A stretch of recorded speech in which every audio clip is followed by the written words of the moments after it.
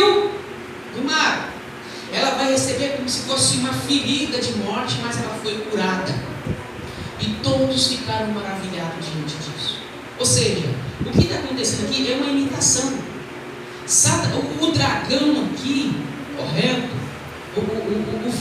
O anticristo e o falso profeta, que representa a trindade satânica. Ou seja, a trindade satânica, deixa eu adiantar isso para os irmãos, a trindade satânica, ela é representada pelo dragão, que é Satanás, o anticristo, que é a besta que surgiu do mar, e pelo falso profeta, que subiu da terra, que surge na terra. Amém? Então essa é a trindade satânica.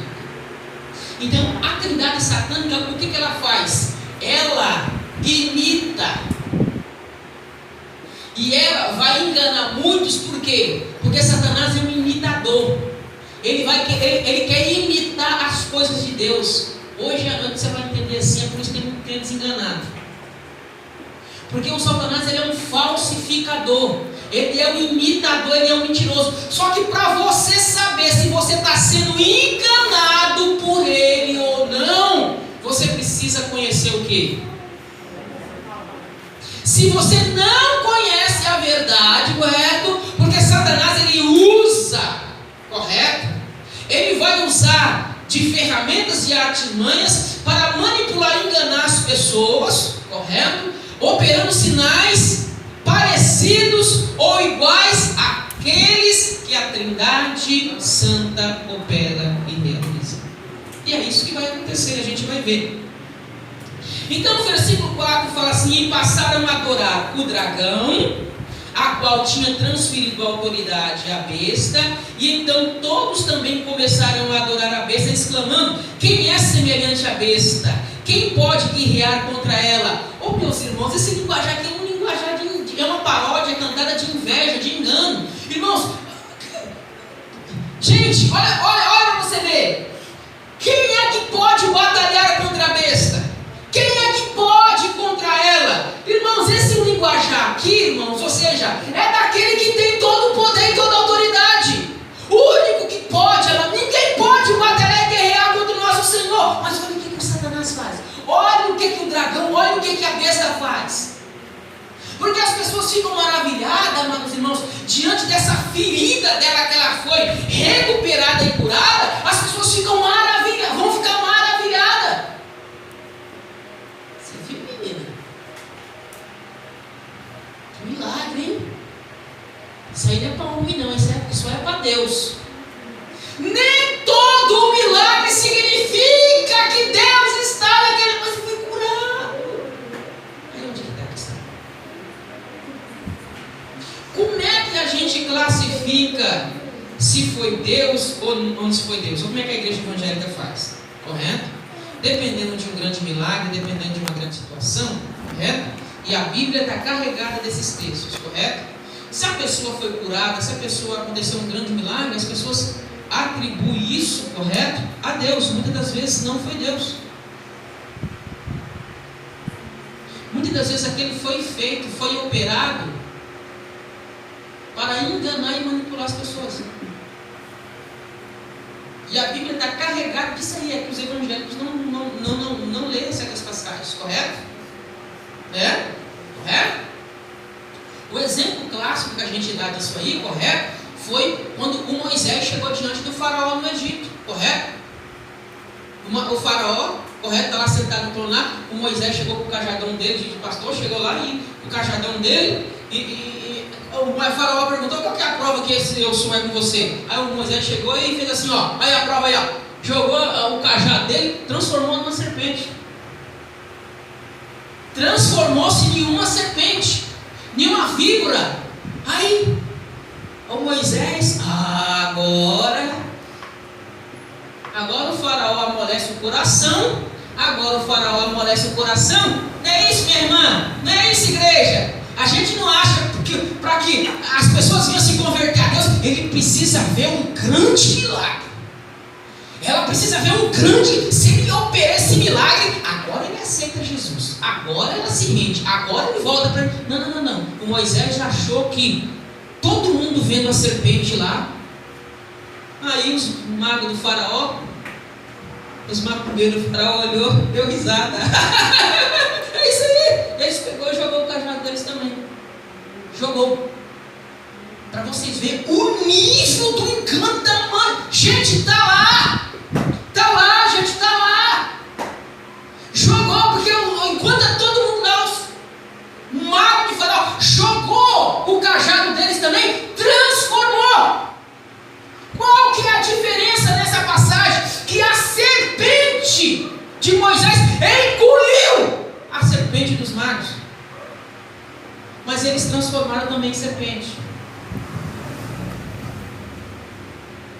O Moisés fez a água, transformou em sangue lá. Eles também fizeram esses milagres. Até o terceiro milagre, os feiticeiros de faraó fizeram o mesmo.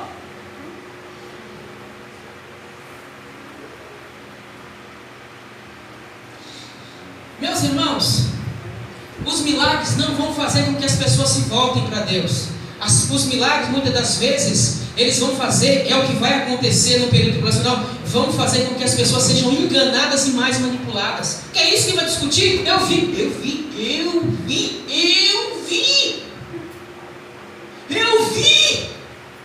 Cansei de falar isso, 20 anos na igreja. Vai lá na placa ali da casa da fulana, eu agradeço a santos pedidos pela bênção recebida. Vai lá e fala que não foi Deus. Mas eu estou curado aqui. Quem é você para falar assim? Está aqui, ó. Tem tudo. Você vai arrumar uma baita, uma confusão. Então os milagres, muitas das vezes, eles mais levam as pessoas ao engano e à manipulação, que é o que vai intensificar no período tribulacional. Porque a trindade satânica aqui, a gente poderia terminar aqui e ir embora. Porque essa informação é importante para nós. Não existe, amados irmãos, só a trindade santa, que é Pai, Filho e Espírito Santo. João conta aqui por meio de uma paródia, ou seja, que Satanás aqui, a trindade satânica, que é o dragão, o anticristo e o falso profeta, representam uma trindade satânica, e eles vão enganar e manipular as pessoas. E quando a gente chegar aqui nos versículos 14 e 13, vocês vão ver que o falso profeta vai fazer cair fogo do céu, literalmente. Qual o profeta que fez fogo cair do céu? Fala para mim. Todo mundo ficou maravilhado. O Elias não fez isso aí lá no Monte Carmelo? O falso profeta vai fazer a mesma coisa. E como é que você acha? Como é que as pessoas vão ficar? Irmãos, vão ficar o quê? Maravilhadas. Deus está nesse negócio. Deus é com esse homem aí. Deus é com esse homem aí. Porque ele vai fazer fogo descer do céu mesmo. Descer do céu mesmo. Então, o que nós temos aqui? Versículo 5. A besta foi concedida uma boca para pronunciar palavras arrogantes e blasfemas, e lhe foi transferida a autoridade para realizar suas obras por 42 meses. Quando é que isso vai acontecer? Ou seja, todo esse engano, toda essa mentira, essa manipulação, ela vai começar a acontecer no começo dos 3 anos e meio final. Ou seja, a minha inversão diz aqui por 42 meses. Em outras passagens que a gente leu aqui, fala 1260 dias, ou 42 meses, ou um tempo, 2 tempos e metade de um tempo, que dá 3 anos e meio. Então, nos 3 anos e meio final, por que Satanás vai fazer isso? O dragão, a trindade satânica. Quando eu falar não vou ficar falando dragão, anticristo, falso profeta. Quando eu falar trindade satânica aqui, o que já vai vir na mente de vocês? Vamos lá, gente, vai vir dragão. Isso é importante. Então, o que acontece? Vocês se lembram que a gente leu o capítulo 12, que Satanás, ele tem muita raiva, ele ficou com raiva da mulher e começou a perseguir a mulher. Primeiro, porque ele perdeu o seu lugar, não tem mais lugar. Segundo, porque ele resta pouco tempo. Então, ele tem um tempo estabelecido por Deus para operar isso, para realizar realizar isso, que são 3 anos e meio, que dá 1260 dias, ou um tempo, 2 tempos e metade de um tempo. Todos vão bater 3 anos e meio. Então, os 3 anos e meio final da tribulação, correto? É que ele vai começar a fazer esses sinais, esses prodígios e essas maravilhas, para enganar e manipular as pessoas, tá bom? Porque de resto vai fazer essas obras, Deus vai permitir que ele realize essas obras por 42 meses. Ou seja, e com isso aí no versículo 6, a besta e o dragão, eles pronunciam palavras de blasfêmia contra Deus para amaldiçoar o seu nome e o seu tabernáculo e os que habitam no céu. Ou seja, como a gente já falou para os irmãos semana passada aqui, a trindade satânica, ela vai blasfemar de Deus, daqueles que habitam no céu. E agora o que eles vão fazer com aqueles que estão na terra? O versículo 7: e foi-lhe concedido também poder para guerrear contra os santos. Quem são os santos? Quem são os santos? Quem são os santos? A igreja. A igreja, a Assembleia de Deus tem um ensinamento. 90% dos meus amigos assim que eu tenho, todos eles acreditam que a igreja não vai passar pela tribulação. Eu sou de uma linha diferente de interpretação. Eu entendo que os santos da tribulação, sabe o que eles dizem que são? A Assembleia de Deus diz que o santo, a forma dela ler esse versículo, ela lê dizendo que são os judeus. Tem como você colocar judeu aqui? Não? Quem são os santos? Então a Assembleia de Deus tem um grande problema nessa linha de interpretação. Se você perguntar para quem são os santos da tribulação, quem são os santos da tribulação, eles vão falar que são os judeus, que Deus vai estar tratando com os judeus,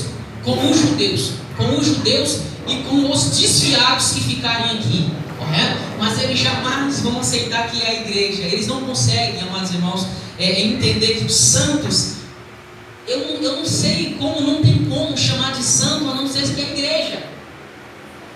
A igreja, amados irmãos, é chamada de santos, correto? Então a maioria das cartas paulinas vão provar isso. Então, o que acontece aqui? Só que tem um ponto aqui. O versículo 7: foi-lhe concedido também poder para guerrear contra os santos e vencê-los. A gente deu uma pincelada nisso semana passada, mas o que acontece aqui? Eu comecei dizendo para vocês que a gente tem um problema aqui, correto, com a igreja evangélica, com esse evangelicalismo, melhor dizendo, nos dias de hoje, que a gente não perde, não é verdade? Esse é um problema que os judeus também tinham, que os judeus jamais aceitaram, correto? Como assim? Não, de forma nenhuma. O nosso Deus é o Deus Todo-Poderoso. Como assim? Os judeus não aceitavam uma nação pagã como a Babilônia vir de longe, invadir as terras de Israel, destruir o templo, arrebentar com tudo, entrar no Santo dos Santos, acabar com tudo. Então, os judeus nisso não entravam, né? Não, Deus não vai permitir isso não. Deus não vai deixar isso de forma alguma, porque nós servimos o Deus. Nosso Deus, diga para o irmão que está ao teu lado, seu Deus é forte.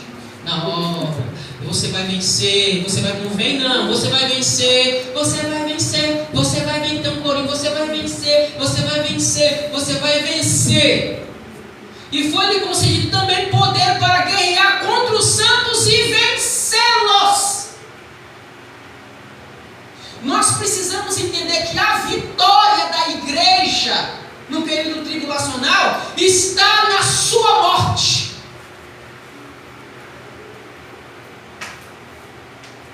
A nossa vitória estará na nossa morte. Por quê? Porque a vitória está na nossa morte, ou estará na morte de alguns irmãos nossos que a gente não sabe quem que é. Porque eles amaram mais ao Cordeiro do que a sua própria vida.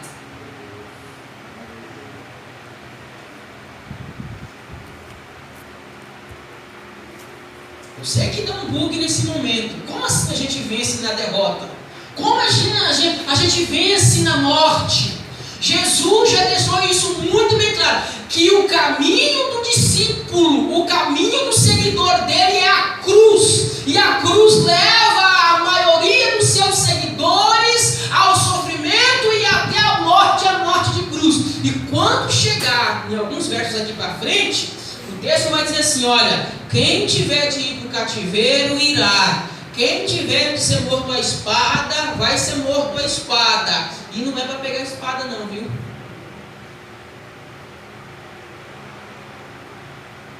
Porque a política do reino, a política do evangelho de Jesus não é pegar em armas. Pelo reino de Cristo, correto? Nós jamais vamos pegar em armas, correto? Para depor ninguém, para lutar contra qualquer tipo de governo, correto? Nós, como seguidores de outro reino, como seguidores de uma outra política de um reino, a gente jamais vai pegar em armas para lutar contra qualquer outro reino, mas nós estamos dispostos a morrer pela causa desse reino.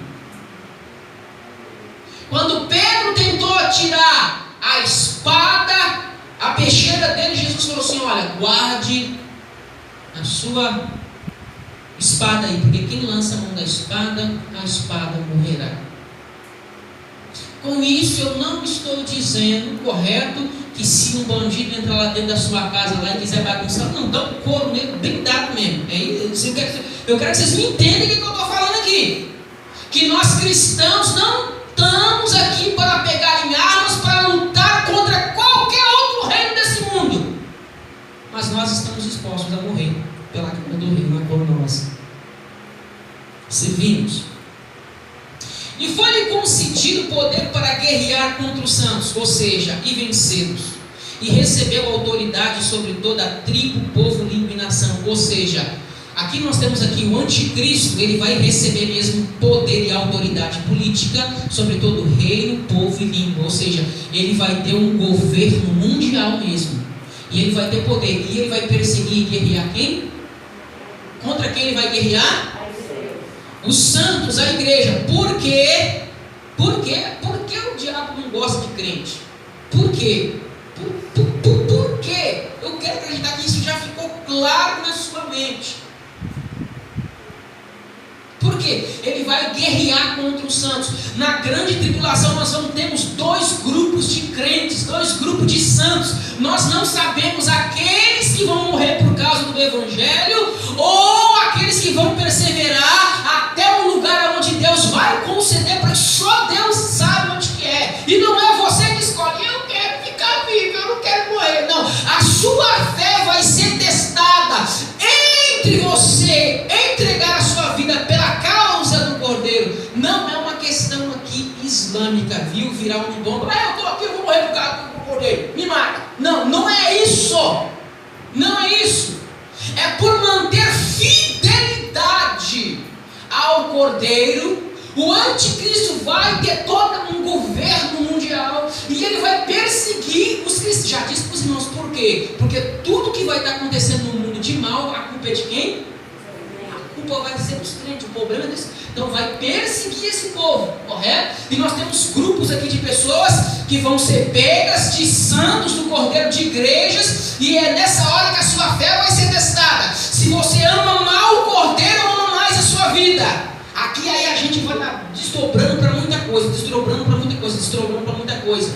Amados irmãos, o momento em que a sua fé vai ser testada, pode ser a sua filha, pode ser o seu pai, pode ser a sua mãe, pode ser o pai do Senhor. É ali onde a sua fé, se você ama, eu amo o Senhor. Não, a gente está...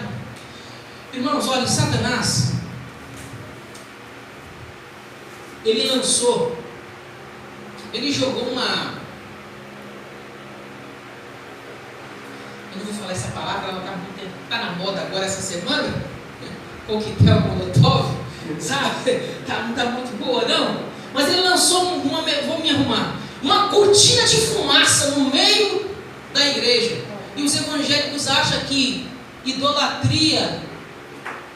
idólatra, só é os católicos que estão na igreja. católica. Por quê? Eles têm um ídolo lá, né? Tem o ídolo, a imagem deles lá, eles vão lá e se prostram e adoram esses ídolos, e por isso eles são idólatras. Nós evangélicos não, porque a gente não se prostra diante de nenhum ídolo, diante de nenhuma imagem, a gente só se dobra diante do Senhor. Eu não sou idólatra, em nome de Jesus. Ah é? Você acha que isso é idolatria? Não, meu querido, a idolatria não é simplesmente uma imagem que está lá, que você classifica como idólatra. Não, a gente está cheio de ídolos nos nossos corações. O ídolo seu pode ser o seu esposo, pode ser o seu filho, a sua filha. O que é o ídolo, pastor? Defina para mim. É tudo aquilo que toma o lugar de Deus. Idolatria é tudo aquilo que toma o lugar de Deus. Talvez o ídolo meu pode ser um carro, o ídolo meu pode ser uma casa, o ídolo meu... Irmãos, esse lugar aqui é de Deus. Se esse lugar for tirado, for colocado outra coisa no lugar de Deus, eu posso estar dentro da igreja dizendo aleluia, e eu sou um idólatra. Então o que é idolatria? Idolatria, amados irmãos, não confundam, é um cortina de fumaça que as pessoas evangélicas somos católicos, é idólatra. Eu não, idolatria é tudo aquilo que toma o lugar de Deus. Amém? Você não viu o que Deus fez com Abraão? Já expliquei isso para vocês, você entendeu? O Abraão, ou o pai da fé. Aí o pai da fé, o coração dele começou, ele tirou Deus e colocou quem? Aí Deus falou assim, me dá esse Isaac aí, me dá o seu Isaac, né? Então, irmãos, olha, o anticristo, ele vai guerrear e ele vai perseguir, correto? Aqui, os santos, e vai vencê-los.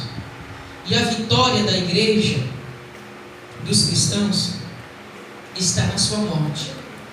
Quem é que deu exemplo disso para nós? Foi o próprio Jesus. Jesus venceu na sua...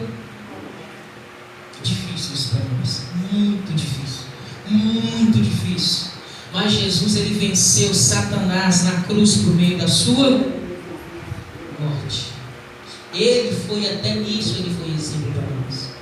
Só que ele foi fiel ao seu Pai, ele foi fiel à sua missão, e assim ele espera dos seus discípulos, dos seus seguidores, da sua igreja, que nós sejamos fiéis até mesmo na hora da morte. Façamos igual os cristãos do primeiro século, que quando estavam amarrados lá para incendiar lá, eles oravam a Deus, dizendo: Deus me ajuda, não deixe eu negar o seu nome. Porque quando o fogo, olha, os testemunhos diziam, quando ligava, amados irmãos, o serrote, 2 capatazes do lado, e serrava, eles oravam, pedindo: Deus, não me deixe negar o seu nome. Porque o homem treme, irmão, a mulher treme. Então eles oravam pedindo graça a Deus. E os crentes estão dizendo hoje que estão sendo provados, porque não estão conseguindo pagar o cartão de crédito, porque a luz está cá, eu estou sendo perseguido, eu estou não sei o quê. Você não sabe o que é perseguição ainda, meu irmão, que vai se intensificar. É ali que a nossa fé vai ser testada. Deixa eu me correr aqui. E versículo 8: todos os habitantes da terra adoraram a besta, ou seja, todos aqueles que não tiveram seus nomes escritos no livro da vida do Cordeiro e que foi imolado desde a criação do universo. O que o versículo 8 está dizendo? Que todos aqueles que não têm o seu nome escrito no livro da vida do Cordeiro, que foi imolado desde a criação, o que eles fizeram? Eles adoraram a besta. Por quê? Os seus nomes não estão escritos no livro da vida. Ou seja, aqui é um papel de Deus. Irmãos, eu não sei quais são os nomes que estão escritos no livro da vida, mas Deus, ele sabe, porque ele é onisciente. Ou seja, o nome dos salvos, o nome dos santos, o nome dos eleitos, amados irmãos, já estão escritos no livro da vida. Pare com essa conversa, vem aqui na frente, olhe para você, escreva o seu nome no livro da vida. Conversa fiada. A igreja precisa rever esse tipo de aceitar Jesus. O nome dos salvos já estão lá. Deus já sabe quem é que vai se salvar. Eu não sei. E quem são esses que não vão adorar a besta? Esses que estão com o nome lá no livro do Cordeiro. E quem é que são esses? Aqueles que vão perseverar até o fim. E quem é que não está com o nome lá? Esses aí vão peregrinar na igreja um tempo, vão andar, vão cantar,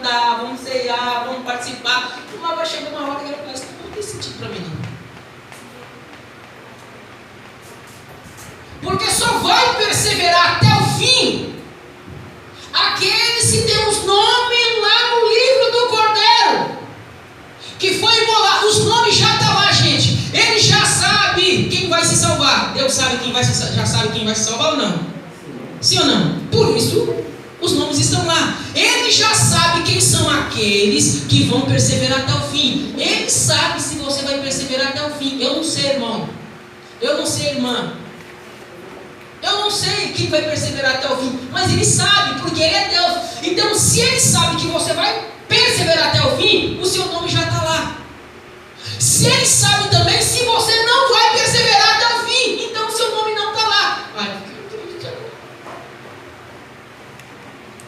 Linguajar mais de adolescente, fica em pé. Então aqui está numa outra esfera.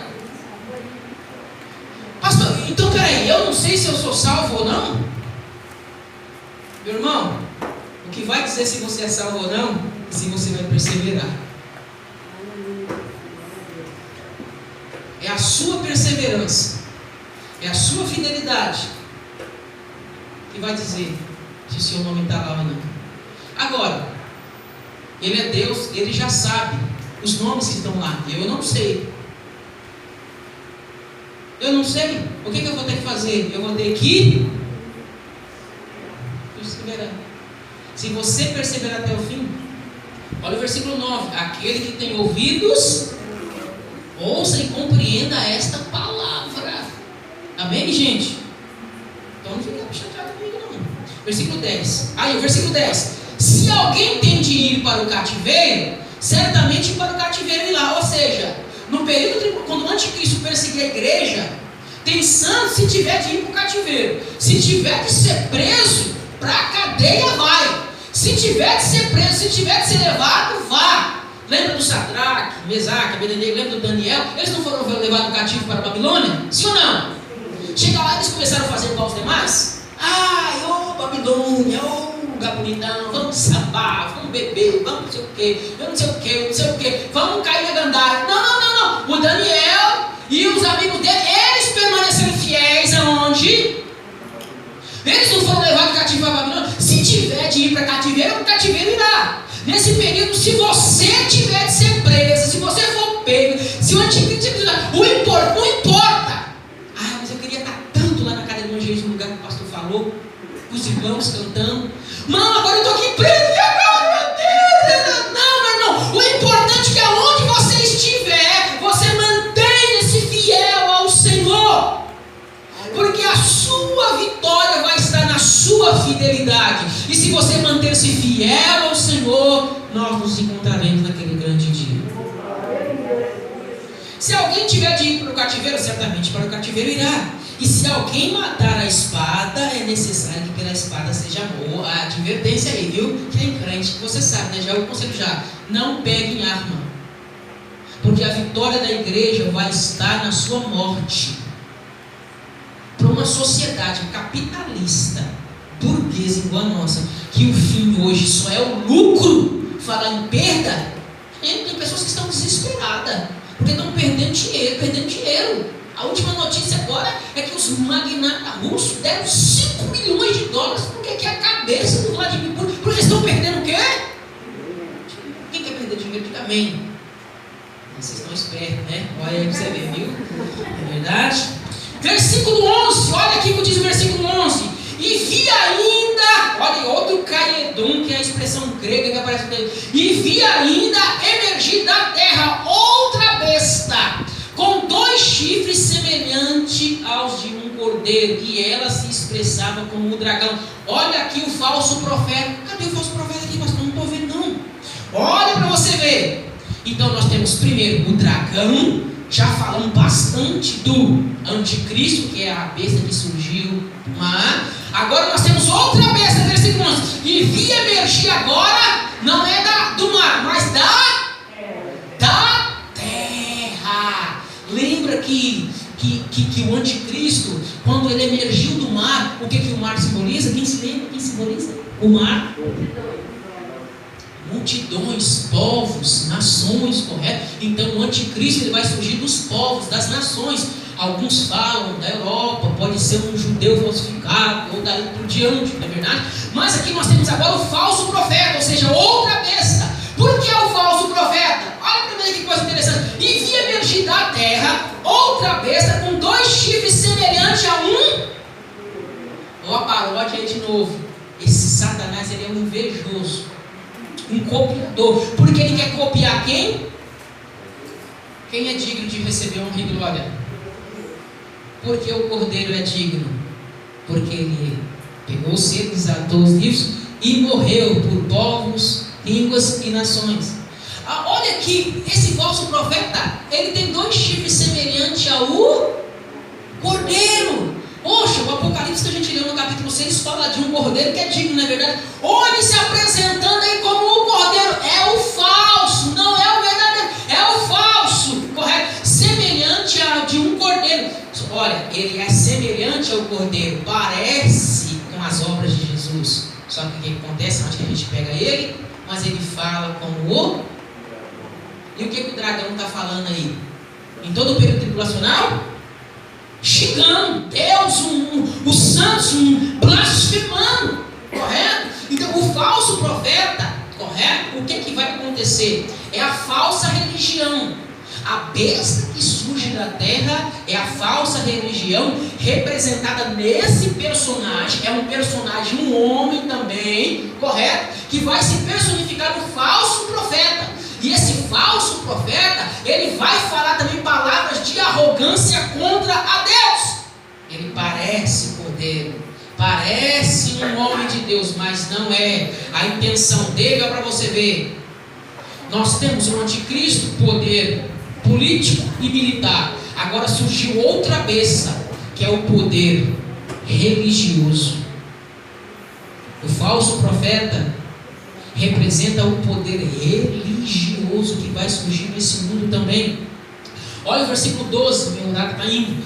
Também exercia a mesma autoridade da primeira besta. Veja, então nós temos aqui aquilo que eu falei para os irmãos. Ele exerce a mesma autoridade.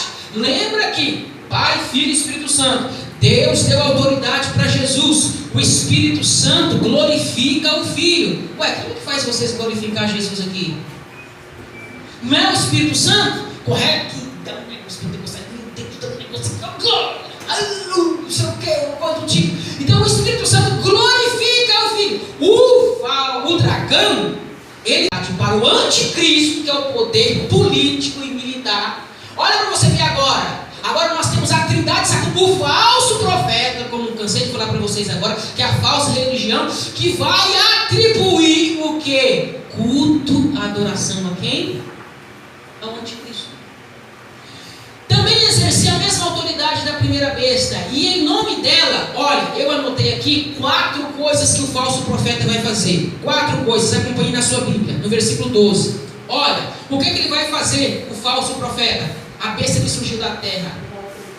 Ele vai obrigar os seus habitantes, os habitantes da terra, a adorarem a primeira besta. Oh, gente, o que sempre o dragão quis, o que sempre Satanás quis foi se colocar no lugar de quem? Se colocar no lugar de quem? E querer o quê? Adoração. Não é assim que ele falou assim, ó, eu vou subir até o mais alto, eu vou estabelecer o meu trono acima dele, para quê? Receber adoração, correto? Então, a função do falso profeta é levar as nações, os povos a adorarem a quem? O anticristo. E você adorando o anticristo, esse personagem, você automaticamente está adorando a quem? Gente, quem resolveu o problema do mundo hoje é prêmio Nobel. E tudo se caminha para quê? Está se caminhando para quem? Esse mundo, amados irmãos e irmãs, estão precisando de um salvador. O mundo está precisando de um personagem que venha resolver os problemas políticos, econômicos e religiosos que estão no mundo. Então, o falso profeta aqui vai fazer com que os habitantes da terra adorem, primeiro, a besta, cujo ferimento mortal tinha sido curado, ou seja, que é a primeira besta que eu falo para vocês. Versículo 13, outra coisa que ela vai fazer. Então, primeiro, ela vai fazer com que os habitantes da terra adorem o anticristo, correto? Tá bom? Segundo, versículo 13, ela vai realizar grandes sinais à vista da humanidade, de maneira que fazia até fogo do céu descer para a terra. Ou seja,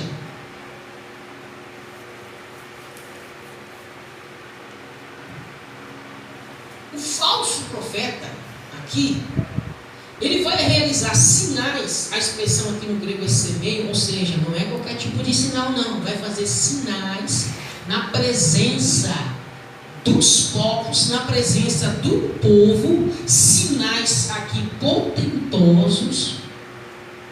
A expressão fazer até fogo descer do céu significa que vai fazer coisas extraordinárias. E o que todo mundo vai fazer?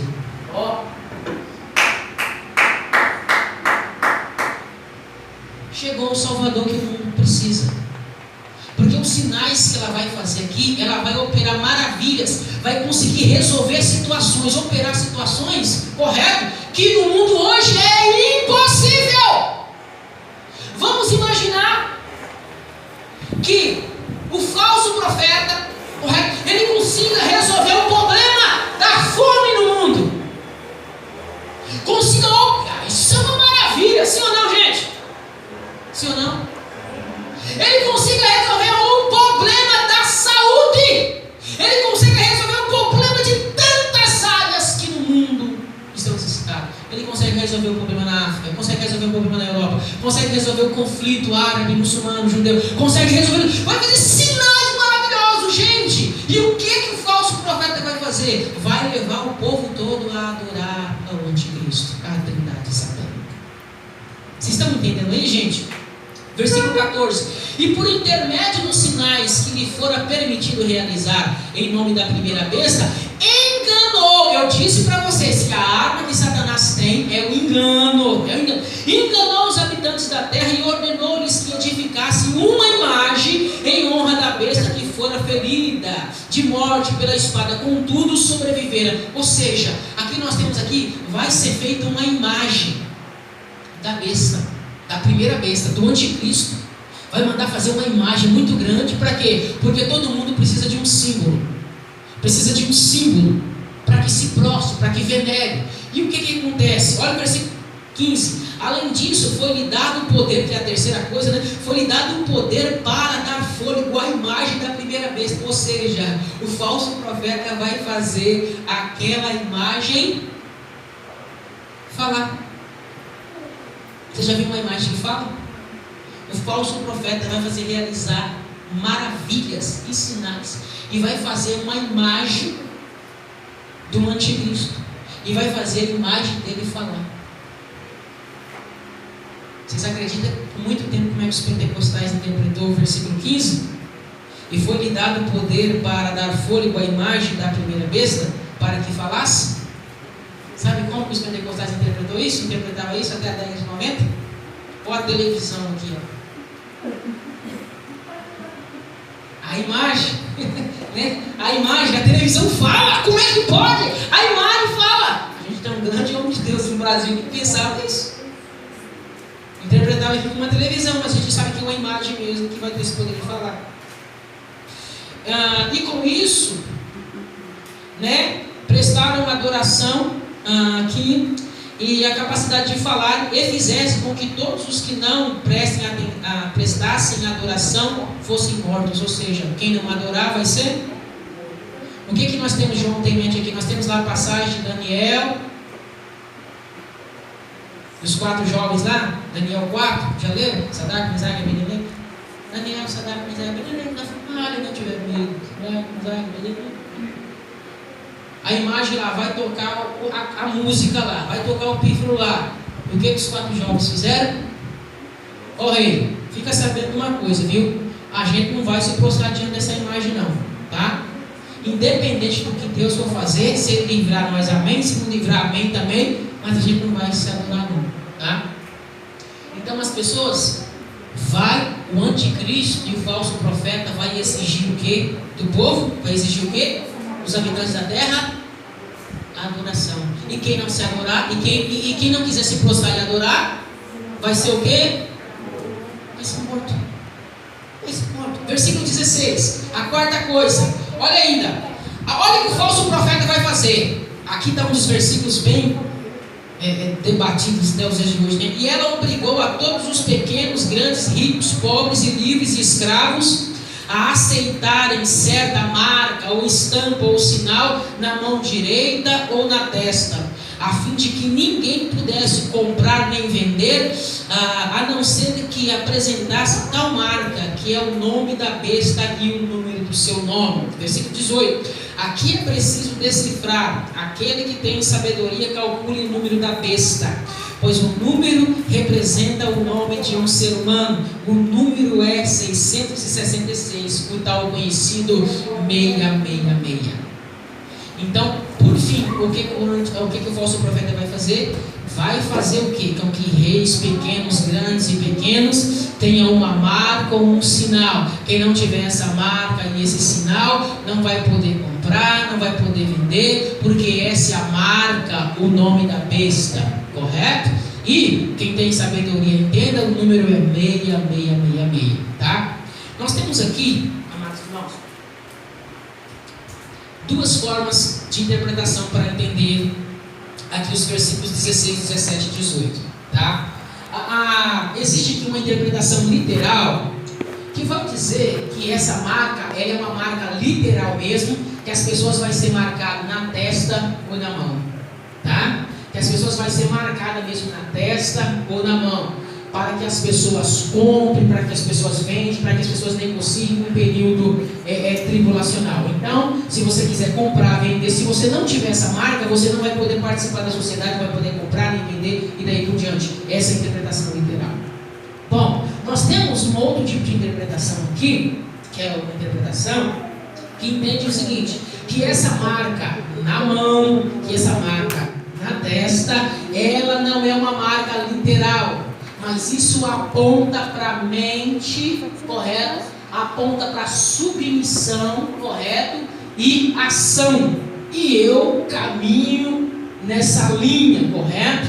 Eu caminho nessa linha, que a marca da besta não significa que as pessoas vão receber uma chancela, correto? Por quê? Porque por muitos anos se entendeu o quê? A marca da besta qual que é? O código de barra. Quando saiu o código de barra, os crentes ficou perturbados. Ninguém queria comprar nada, porque achava que aquilo era a marca da besta. E quando a gente pegava os pacotes de coisa, a gente conferia lá, ver se tinha 666. Se tivesse 36, a gente não comprava. Correto? Então, o que acontece? Mas existe esse tipo de interpretação que entende que a marca é literal. Eu não caminho, não ando nesse tipo de interpretação.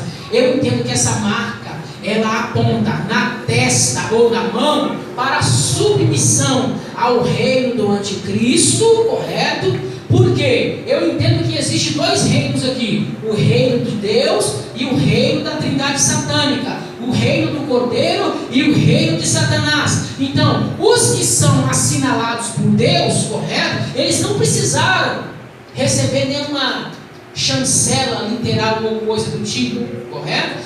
O Satanás, como aqui se trata de um texto que no seu fundo existe uma paródia de que ele copia, ele imita, ele também quer marcar e assinalar. Então, quando diz aqui, ele vai obrigar que todos os pequenos, grandes, ricos e pobres escravos aceitem essa marca ou esse sinal na mão direita ou na testa, significa que ele vai exigir o que? Submissão. Ou seja, a gente se submete a um reino por meio da nossa mente, por meio da nossa consciência. Você se rende àquele reino. Por quê? Não foi assim que a gente aceitou Jesus? A gente não se rendeu ao reino dele? Sim ou não? Sim. Nós não somos marcados pelo Espírito Santo? Existe alguma marca na sua testa? Existe alguma marca, alguma coisa aí? Mas a Bíblia diz que você é marcado. Mas para acontecer essa marca, a gente precisou se render ao Senhor. A gente precisou ser convencido, correto, pelo Espírito Santo. Da mesma maneira, eu entendo que essa marca aqui, na testa, significa o quê? Que as pessoas vão se render a esse reino. E o Espírito do Anticristo já está fazendo isso aí. Já está conseguindo induzir as pessoas de uma forma bem inconsciente, mas ali as pessoas já estão se rendendo ao reino desse mundo. E a marca na mão significa o quê? Ação, participar desse reino. É dessa maneira. Por quê? Veja que coisa interessante. O capítulo 14, se você olhar aí, que é um contraste. Olha o capítulo 14, versículo 1. Então olhei e vi diante de mim o Cordeiro, e em pé sobre o monte Sião, junto a ele, 144.000 que ostentavam escritos em suas frontes o nome deles e de seu pai. Ou seja, no capítulo 14 aparece quem? Os 144.000, que é o povo de Deus. Eles estão o quê? O que estão escrito na testa deles?